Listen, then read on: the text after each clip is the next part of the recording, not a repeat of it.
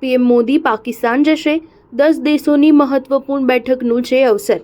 પાડોશી યજમાન સંબંધ સુધરશે। પાકિસ્તાનનું કહેવું છે કે તે ઓક્ટોબરમાં યોજાનારી શાંઘાઈ કોઓપરેશન ઓર્ગેનાઇઝેશનની બેઠકની યજમાની કરશે અને ભારત સહિત તમામ સભ્ય દેશોના રાષ્ટ્રાધ્યક્ષોને આમંત્રિત કરશે। આવી સ્થિતિમાં ભારતમાંથી કોને મોકલવામાં આવશે તે એક મોટો સવાલ છે। છેલ્લા લગભગ એક દાયકાથી બંને દેશો વચ્ચેના સંબંધો સામાન્ય નથી રહ્યા।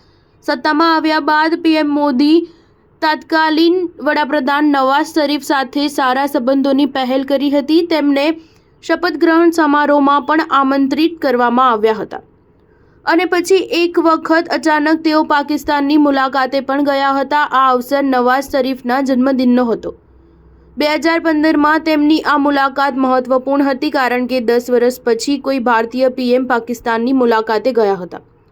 ત્યારબાદ પઠાણકોટ, ઉરી જેવા આતંકવાદી હુમલા થયા અને ભારતે પાકિસ્તાનને જડબાતોડ જવાબ આપતા એર સ્ટ્રાઇક અને સર્જિકલ સ્ટ્રાઇક જેવી કાર્યવાહી કરી।